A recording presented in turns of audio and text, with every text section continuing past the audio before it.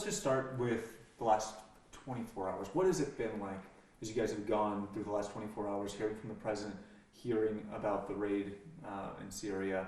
What has it been like over the last day? Well, you lose track of time. You 1 minute you're sitting here watching a movie, and the next minute you get a text, and the whole world turns upside down. And it's pretty much been a roller coaster ride since 7:30 last night. We finally decided to start to speak out, which compounded it many-fold, but it's time that we do. So.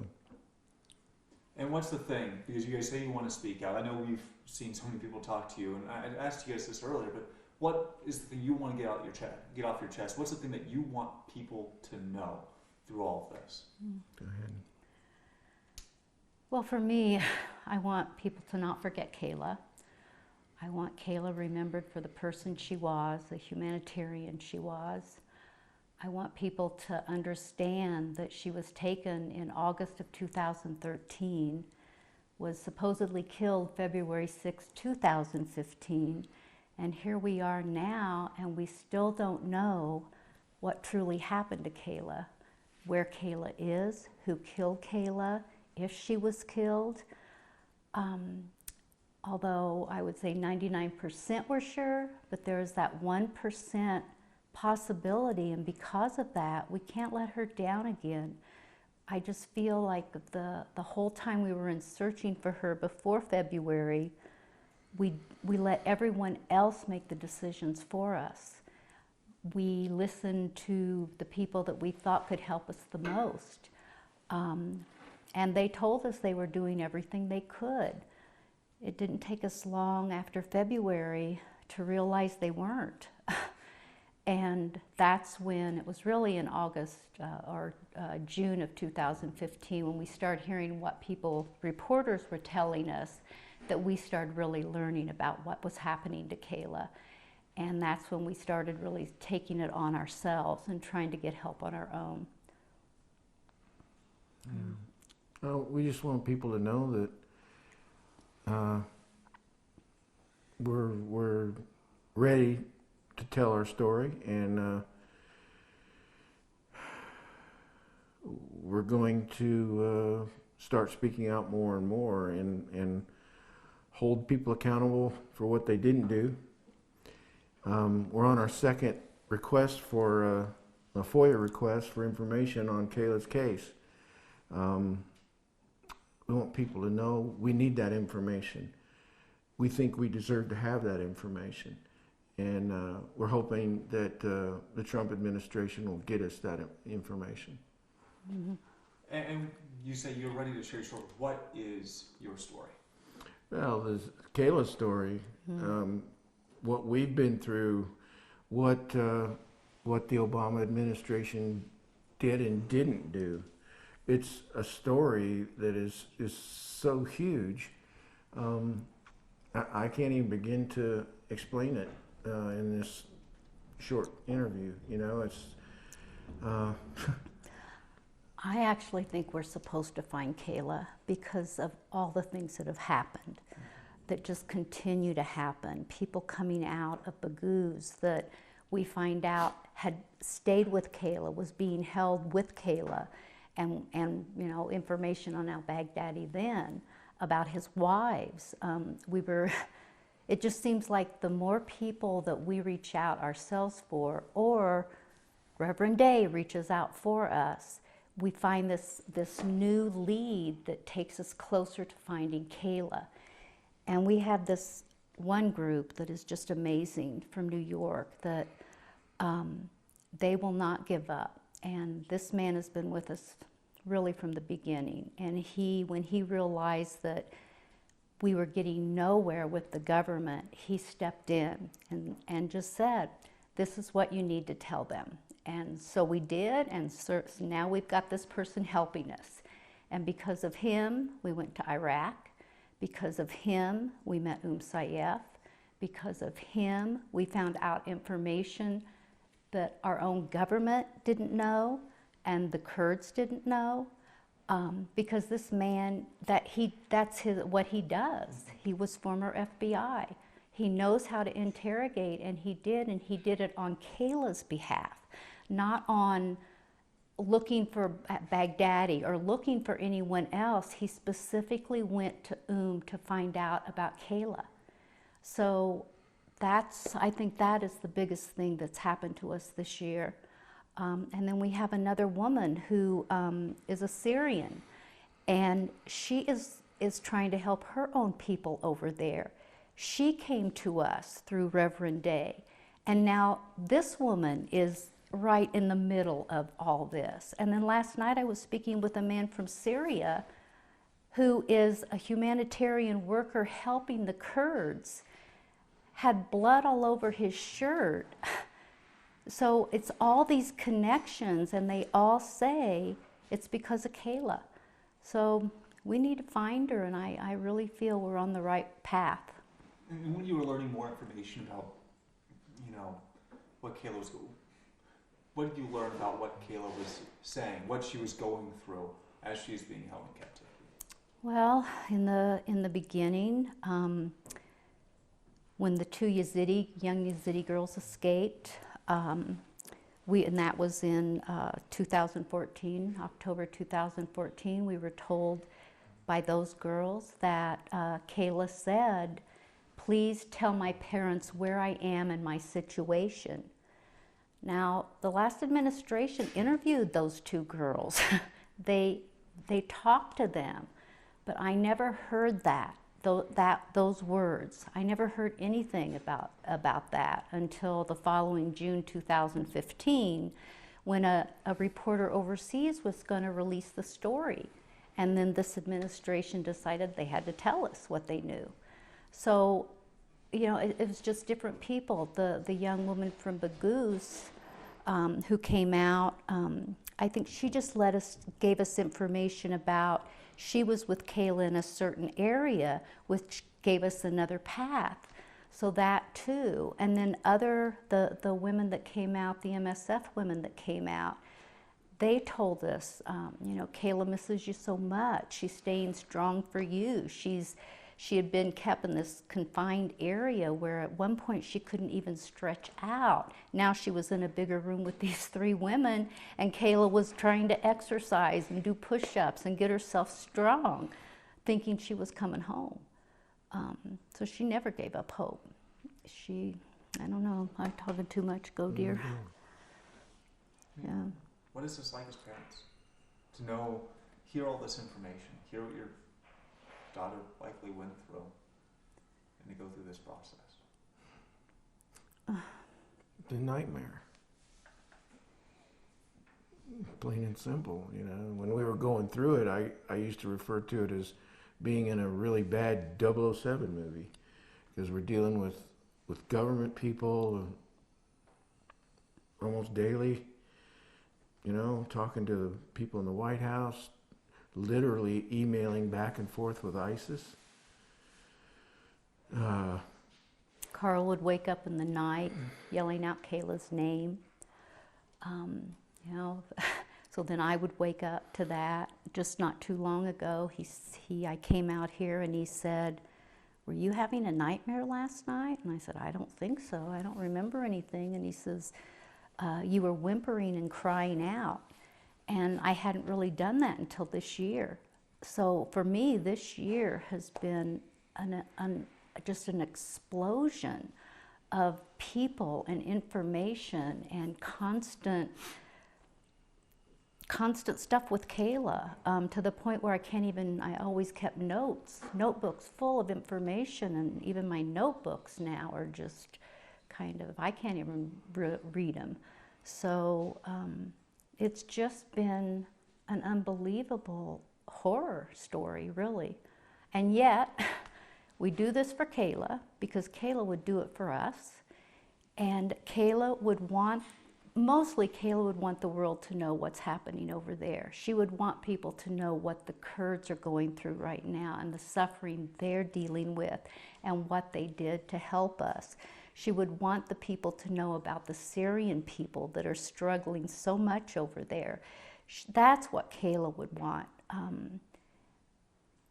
So that is important to us. She would want people that are over there right now being held, whether it's with the Assad regime or whoever has them, to get home. And she would be helping, if she was here, get them home. So, yeah. If you could hear from her right now, if she was going to be here, what do you think she would say about everything that's going on, all these type of situations? What would you think her message would be? Well, I can tell you when Kayla first went over there, and she disagreed completely with Assad and said that she stood with the Syrian people. And I think she would be doing the same thing now. I actually think she would be applauding President Trump in going in and finally doing something.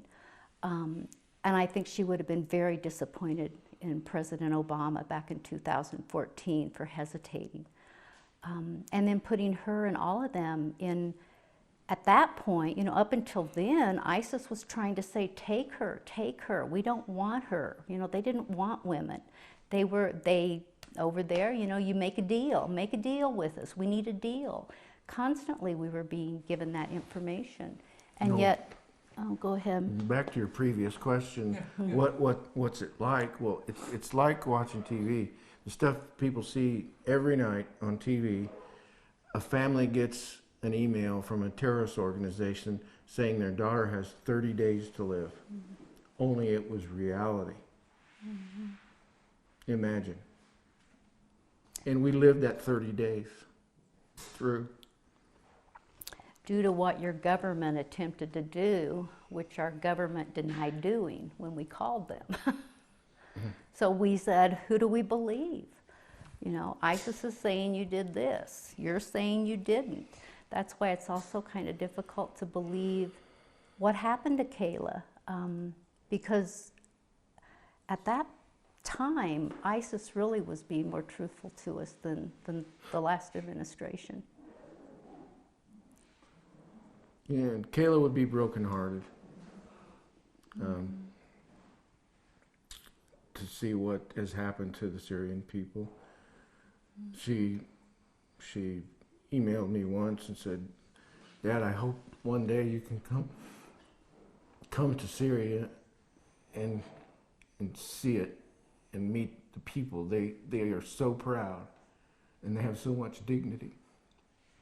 She would be heartbroken to see that it's continued and they've been slaughtered, and the Yazidis have lived through genocide, and what the Yazidi young girls traded like baseball cards, only sex slaves. She would be brokenhearted. And the country ruined, the buildings ruined, everything ruined, and the amount of money that could have been helped to save people that has gone into just war. Yeah, it's just. I mean, through all this, how have you guys got through this? Well, With each other, and like Marcia said, we do it. We do it for Kayla. So many people are inspired by Kayla and what she was trying to do. So we do it for them. We do it to hold people accountable. And early on, I told Marcia and our son, because you hear of people going through the loss of a child or traumatic things and they split up. Well, I told Marcia and I told our son, I said, you know, we're not going to split up. We're going to stay together. We're going to stay strong, because ISIS would like nothing more to have another victory in us splitting up, because they tortured us with their emails and they reveled in it. And they would be so happy to know that what they did to us split us up. I'm not going to let that happen. But I think Kayla too would tell us, never give up. There is goodness in this world, and people are precious, and we just need to look at each other that way. No, we're not going to agree on everything. We never will. But Kayla just had this gift of meeting people right here and learn from them, and then could think, I did this with Kayla, start see her, how she was thinking, or she would see how I was thinking, and then you grow closer together and become stronger, even though you're different. That's Kayla. That would be Kayla. Yeah. And for you guys, I mean, so often when people see, you know, the big news conference and a leader of ISIS killed in a raid, they think, and you know, it's named after, you know, your daughter, the operation, they think that's the end. Mm. But is this really just, is this the beginning, and what still needs to be done? This is just another piece of the puzzle. What still needs to be done is we need to know what happened to Kayla and Bring her home. bring her home. And we need to know, we need those FOIA requests to be granted so we know how this was handled. Mm-hmm. That's what needs to be done. Once we hold the people accountable that handled this situation and we have Kayla home, that's the end of the book. And we need the government to help us with the people that we're working with outside the government. We need those two to come together, and that's the way we'll get Kayla home. What will it mean to you guys if you are successful and you're able to bring Kayla home? Well, Well, I was asked the question, you don't seem to cry when I'm talking about Kayla. And I told this person, I said, once Kayla's home and once I know what truly did happen to her, then I will be able to cry. But now I'm focused on getting her home, and crying will get in the way. So that's me. it's hard to say the emotions we'll have at that time. I'm sure it'll be traumatic. It's something we've pursued for almost 6 years now, so we'll just have to go through that when it presents itself, as we have all along. Yeah, and when I have to say though, when I heard that about the raid, you know, being named, or you know, the honor in Kayla, I did cry then today. So that because I was a happy cry. There's more to it than just naming it as well, but Yeah. we're not at liberty to share that. Mm-hmm. And boy, I mean, your friend over there said about how this is almost, you know, it's almost like a parent's responsibility to do this. I mean, what is it like? What is this journey like for you as parents as you try to, you know, basically go all across the world, talk to people all across the world to try to bring your daughter home? Well, it's our duty to find Kayla and bring her home, to honor Kayla in that way. And no one can do it like her parents and friends.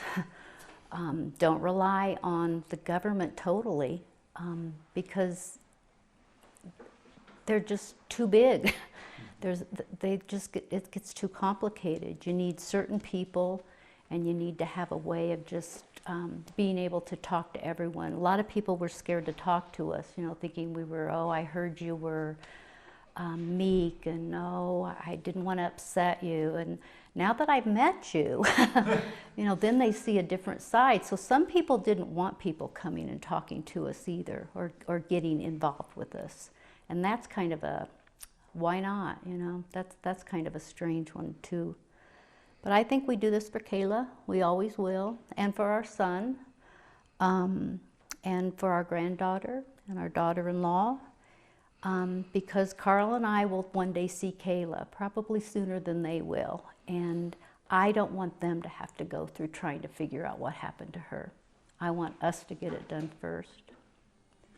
And for you, I mean, what your daughter reportedly went through is atrocious, and horrible and horrifying. When you heard the news that the person responsible, allegedly responsible for that, was killed and taken care of, what was that like? What went through your heads? I think I was numb. Last night I was just numb. Carl, you should probably answer that, because I was...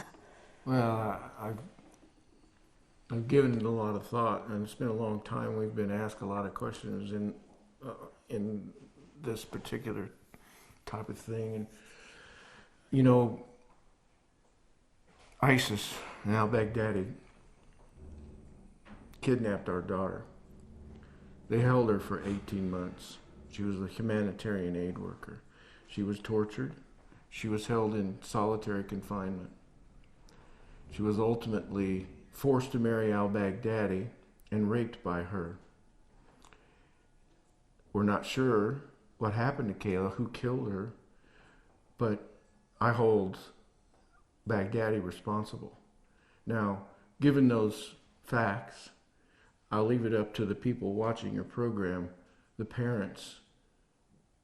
Let them decide how I feel.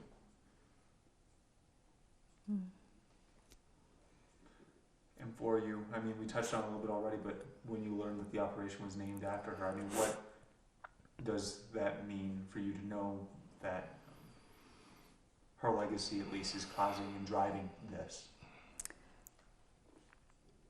Well, we've learned from many sources that Kayla's legacy and Kayla's story has aided in getting Christian Syrians freed. Because of what happened to us and to Kayla, the new administration has loosened things, so those kind of things can take place, whereas before they couldn't. So to name this operation after Kayla, it shouldn't be named after Kayla any more than Stephen, any more than James. I'm sorry, I lose my thoughts. James and Peter. They should share in it as well. Yeah, and the Brits, you know, Alan and David. So many people. Kenji Godo and Hakun, yeah. You know, people that aren't even home yet. With all this, what do you think your daughter's legacy will be? Or what do you want your daughter's legacy to be? I think Kayla's made her own legacy. I don't think we even, you know, Kayla, through all of this, Kayla never, even though we felt like people were letting her down, she still stood up for what she believed in while she was there. She befriended a guard. She just believed that you just got to figure out and keep going, and hopefully she'll get home. And I think the thing that hurt her the most was what we would be going through over here. She knew she would get through it. So we will too. And now I'll move on to the part where I know everyone else has asked about it, but it is part of the story. I mean, President Trump in his address today, he mentioned your daughter. Mm-hmm. What did it mean hearing the President of the United States mention your daughter as part of this reason, part of the main impetus behind this raid and the vengeance, so to speak, that was taken yesterday? Oh, it was very touching. I mentioned her twice. And when he said the part about what he did to Kayla, brought us both to tears. We knew at that point he knows Kayla's story. Mm-hmm. And I spoke earlier about the disconnect in the government and how it never gets up the line. But we now know that the president knows Kayla's story. So that was very important, very touching. It meant a lot to us. Mm-hmm. He knows what he did to her. And hopefully through these interviews, more and more people will also know the truth. And as we talked about before, he gave you a call about an hour and a half ago or so. What was it like to get a call from the president? I know it's not about a topic you ever wanted to have it about, but to get that personal call and talk to the president. And it was personal. It was very personal. Much more cordial than the conversations we had with our past president. It felt much better. It's very intimidating to speak with the president of the United States, but we've come accustomed to it somewhat, and we're less intimidated. We were able to. I told him we had some questions, and he said, "What questions? Go ahead." You have another one? And on one of the questions, he said he was going to follow up on it tomorrow in a meeting. And what does that type of thing mean? When a president of the United States, he's going to bring it up in a meeting tomorrow to make sure that, I mean, I get it. What does it mean to you guys? That means our story has made it up the chain as high as it can go. And he cares about American citizens. Yes. He has brought home so many hostages, many that the news media doesn't even know about. And he doesn't get credit for it.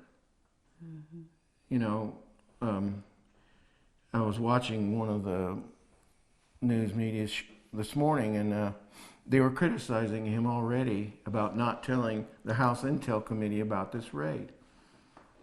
And we were able to talk to one of those reporters from that news agency. And I asked her, I said, tell me the truth. Given all the leaks in Washington and the fact that our president had to take responsibility for 60 men's lives, what would you do? I think most people would do the same thing. And I don't want to hear CNN, I'll say it, criticize him for doing that. He was looking out for those American people, us. He continues to. He's doing what needs to be done. He's taking action. And he's getting things done. I'm proud of him. How optimistic are you that you will actually, because we talked already about what you guys want to see done. How optimistic, how much do you believe that things will get done? Because talk can be cheap. Right, it is. And right now it's it's so chaotic over there. I think, you know, with what happened a couple of weeks ago, it might have blocked some things that we had going, but you just open another road. You just keep at it.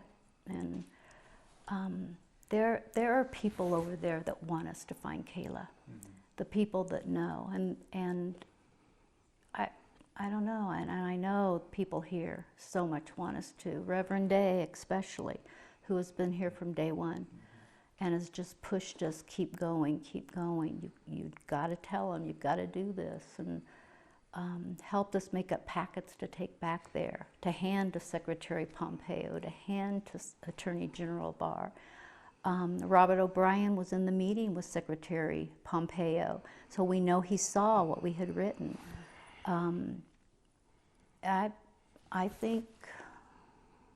I think we've got the best chance now. Yeah, compared to the last administration, we were summoned to D.C. to meet with Secretary Pompeo.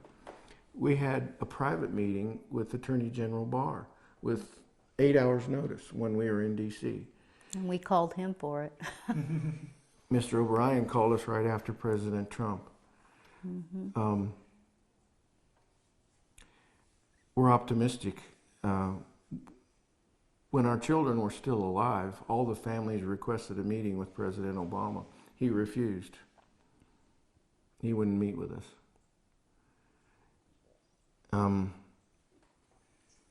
Yeah, we're optimistic that things are going to change. We never had a meeting with Kerry, Secretary Kerry. We ran into him on the White House lawn as we were leaving, and he was going in, and Well, Senator Donnelly grabbed him by the arm and stopped him and said, "I want you to meet somebody." And I won't say what I assume he said because I could read his lips. But he grabbed him and brought him over to us and told Carrie who we were. That's the only meeting we had. We never heard a word from him. This administration's different. Totally different. And my last question, and then I'll, of course, open the floor for whatever you guys want to talk about, because you guys are expert. This is your story, it's not mine. But I guess my last question for you is if you were able to talk to Kayla and say something to her after everything that we've seen over the last 24 hours. And that's, Well, I talk to her all the time, so yeah. that's probably an easy one. I just keep telling her, "Hey, sweetheart, we're still working at it. We're going to find you and bring you home." That's what I say to her, and she knows. She knows. Yeah. I don't know. I'm at a loss. That's what I would say, but she knows we were proud of her and what she was trying to do. She told us once, in one of her journals, we have so many of her journals. She was in a plane flying back from somewhere, going somewhere over there, and she had written in her journal that it was so wonderful for her to know that her parents were proud of what she was doing, and she's able to do what she wants to, what she was doing. I don't remember exactly the words, but I guess I'd just tell her we're still proud of her. Mm-hmm. That's all I have. Anything else that I may have missed? I know you guys have done a ton of